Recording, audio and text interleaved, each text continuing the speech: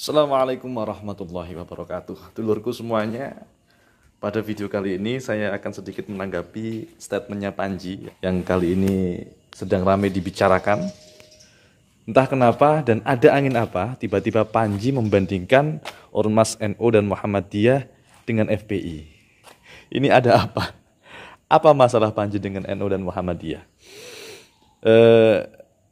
Kalaupun Panji seandainya menjunjung tinggi, mencintai, bahkan jatuh cinta kepada FPI, itu urusan dia ya, itu hak dia. Tapi ketika dia membandingkan NU dan Muhammadiyah dengan FPI, ini menjadi masalah yang cukup serius menurut saya. Dia mengatakan bahwasannya NU dan Muhammadiyah itu kelompok elit yang terlalu tinggi digapai oleh masyarakat. Dari sini sudah ketahuan bahwasannya Panji ini tidak paham sama sekali bagaimana NU dan Muhammadiyah itu bergerak. Dia menganggap kalau misalnya ada orang yang butuh biaya untuk sekolah, butuh biaya untuk rumah sakit, kemudian dia pergi ke FPI, dia akan mendapatkan jalan keluar. Tapi dia juga tidak berpikir bahwasanya permasalahan umat itu tidak hanya sekolah dan sakit saja. Ada permasalahan-permasalahan sosial lainnya yang mungkin pada video kali ini akan saya paparkan beberapa. Yang pertama, masalah sosial atau muamalat lain yang akan kita jumpai adalah di kultur-kultur masyarakat itu orang-orang NU dan Muhammadiyah lah yang paling dibutuhkan. Contohnya apa? Contohnya ketika melakukan fardu kifayah. Apalagi mungkin contohnya ketika misalnya ada orang yang kesurupan atau orang yang kerasukan jin atau orang yang butuh alternatif dalam menjawab permasalahan-permasalahan yang dia hadapi. Jadi tidak hanya melulu masalah pengobatan, tidak hanya melulu masalah biaya sekolah, walaupun sebenarnya masalah itu sangat gampang sekali untuk dijawab. Kalau mengatakan NU dan Muhammadiyah terlalu tinggi untuk digapai oleh masyarakat, ini Panji salah besar. Dari sini sudah ketahuan sekali dia tidak paham bagaimana NU dan Muhammadiyah itu bekerja. Maaf, saya harus muter-muter ini karena saya juga pusing. Kenapa Panji kok mengeluarkan statement seperti itu ya? Jadi saya juga harus muter-muter.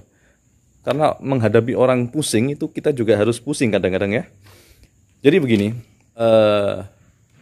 sekali lagi tidak etis sama sekali Panji membandingkan antara NU dan Muhammadiyah dengan FPI, itu tidak etis sama sekali.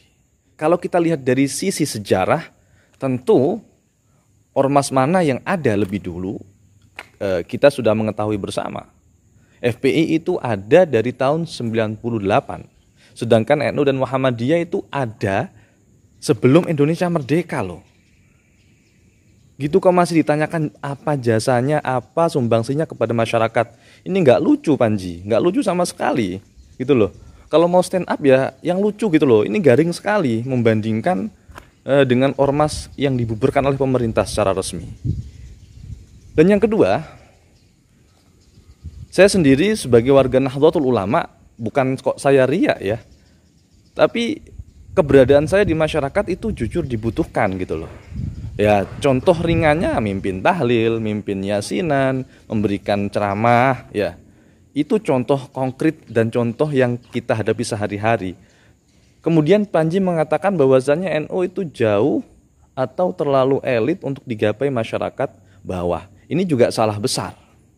Seringkali kiai-kiai kita yang ada di NU itu membuka pintu selebar-lebarnya bagi siapa saja mereka yang ingin sowan kepada kiai-kiai NU.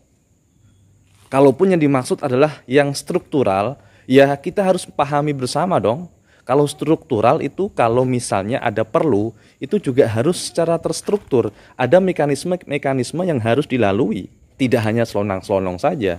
Ya ini sudah kita mafhum bersama.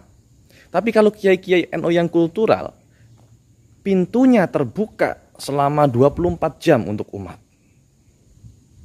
Nah, sekali lagi saya tegaskan di sini, NU yang kultural itu pintunya terbuka selama 24 jam untuk umat.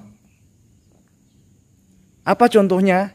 Contohnya misalnya ketika ada umat atau ketika ada masyarakat yang tertimpa musibah. Misalnya ada tetangga yang sakit atau meninggal dunia. Maka orang-orang NU yang ada di kultural ini, yang ada di grassroots ini akan berperan sangat penting sekali. Dan ini harus diingat, ya. Sekali lagi permasalahan kita tidak hanya melulu pendidikan dan juga kesehatan.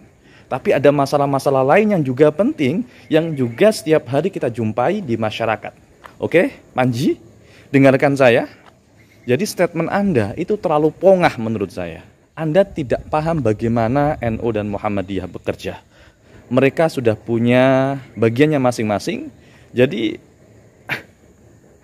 apa yang Anda katakan itu garing sekali ya. Garing sekali. Saya mau ketawa tapi kok garing, nggak diketawain itu ya lucu. Ini menunjukkan bahwasannya Anda tidak paham sama sekali mekanisme yang ada di NU dan Muhammadiyah. Dan yang terakhir, yang perlu Anda ketahui, Panji, ya, stand up yang komikus yang cukup terkenal, tapi sayang dalam masalah ini kurang cerdas menanggapinya. Coba Anda cari nama sekolah yang ada label ma'arifnya. Itu milik Nahdlatul Ulama. Dan jelas di situ peran Nahdlatul Ulama dalam bidang pendidikan sudah tidak diragukan lagi. Dan Anda juga bisa mencari sekolah yang ada label Muhammadiyahnya. Itu peran Muhammadiyah dalam pendidikan Indonesia sudah terlihat. Rumah sakit yang ada label NU-nya, rumah sakit yang ada label Muhammadiyahnya. Kok bisa-bisanya mengatakan bahwasannya NU dan Muhammadiyah itu terlalu elitis, terlalu tinggi untuk digapai masyarakat. Inilah yo ngawur sih, rek, pusing saya. Oke lah, kalau mau pansos ya jangan nabrak apa ya, organisasi yang sekelas NU dan Muhammadiyah lah. Kalau mau pansos, kalau mau mencari perhatian, mencari simpatisan dari FPI ya silahkan. Tapi tidak etis Anda mengatakan seperti itu. Oke, demikian vlog saya untuk saudara Panji. Sopo jenenge Mang? Panji, sopo jenenge? Oh, mbah lali. Semoga bermanfaat. Assalamualaikum warahmatullahi. Sebentar ya. Saya NU dan saya bangga menjadi bagian dari NU. Assalamualaikum warahmatullahi wabarakatuh.